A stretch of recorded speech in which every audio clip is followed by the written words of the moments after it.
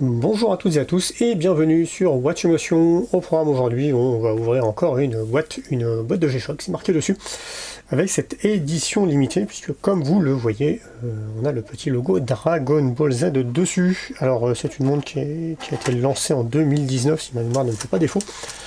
C'est une montre de seconde main, parce qu'il y en avait que 1000 au niveau mondial, et évidemment à ce moment-là c'est compliqué d'en avoir. C'est un petit peu plus facile maintenant, mais la boîte là en l'occurrence a bien vieilli. Hop. Alors c'est marqué dessus, G-Shock Dragon Ball Z. Il y a beaucoup de fausses, il y a probablement plus de fausses que de vraies maintenant. Néanmoins on les reconnaît assez facilement, notamment au niveau de la boîte, qui a ici un rabat, alors que là c'est pas le cas, et puis qui va être beaucoup moins haute que celle-ci, qui est une vraie, évidemment, tant qu'à faire, je vous montre des vrais. Et vous le voyez ici. Voilà, on a un petit décalage entre la mousse qui est là et les bords de la boîte, ce qui n'est pas le cas sur la fausse. Voici donc cette GA.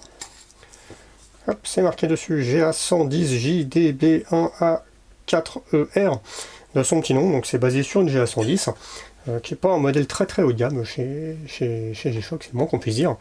Et c'est la base qui a servi pour cette Dragon Ball Z.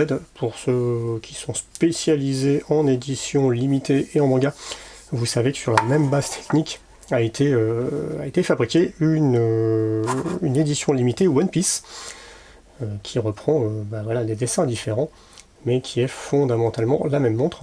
Donc une GA 110 avec tous ces dessins. Donc c'est vraiment ce qui va faire la différence entre une GA 110 et cette édition Dragon Ball Z. C'est les dessins, parce que la montre par elle-même est strictement identique dans ses fonctionnalités. Mais on va retrouver la petite boule de cristal là ici, au bout de mon doigt. On va retrouver le petit Z, alors qui est un peu caché là, sous l'aiguille des heures, on le voit ici.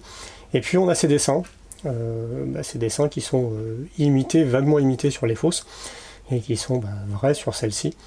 On retrouve aussi donc tous ces dessins avec les transformations du personnage principal, voilà, tout au long du bracelet.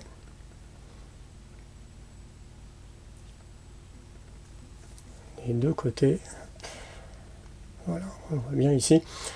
Donc c'est vraiment l'intérêt de cette édition limitée. On a aussi le petit logo là, Dragon Ball Z, sur le fond. Donc d'un point de vue horloger, pas forcément un grand intérêt, on est sur une GA 110 tout à fait standard, mais pour les fans de manga, on a cette déco tout à fait spécifique. Donc édition limitée à 1000 exemplaires au niveau mondial, je vous le disais. 1000 au niveau mondial, c'est pas beaucoup. Elle a été sold out, elle se vendait beaucoup plus cher que son prix neuf, qui devait être à 239 ou 249 euros, si ma mémoire ne me fait pas défaut. Au moment de son lancement, aujourd'hui, ce sont des montres qui se négocient dans les, on va dire, entre 3 et 500 euros suivant l'état. Quand elles sont sorties, ceux qui la voulaient toute neuve pouvaient l'acheter 5, 600, 700 euros. Il y a une grosse spéculation là-dessus, ça s'est un peu calmé depuis, mais la cote est restée globalement relativement élevée. Une fois de plus, d'un point de vue horloger, G-Shock, vous pouvez acheter une GA 110 à une centaine d'euros, ça vous fera la même chose.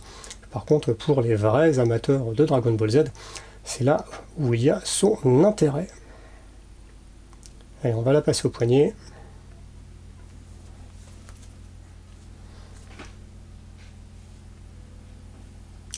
La voici au poignet. Alors je rappelle que moi j'ai un poignet de poulet, 16,8 cm de circonférence. Et cette GA 110, c'est quand même une grosse bête, avec un gros diamètre.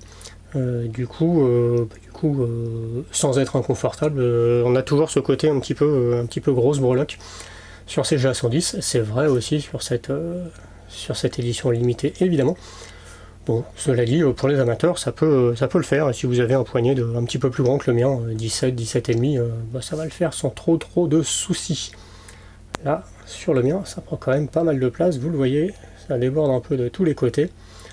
Mais une fois de plus, c'est pas forcément la montre à porter, c'est plus, ou à moins qu'on aille dans une convention, c'est plus la montre à exposer pour le coup, parce que une GA 110 toute simple vous offrira les mêmes fonctions pour 3-4 fois moins cher.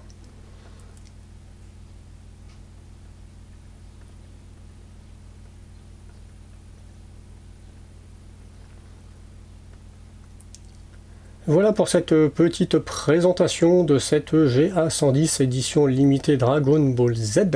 J'espère comme d'habitude que ça vous a plu, j'espère que ça vous donnera l'envie, si vous ne l'êtes pas encore, de vous abonner. Et moi, je vous dis à bientôt pour de nouvelles aventures horlogères.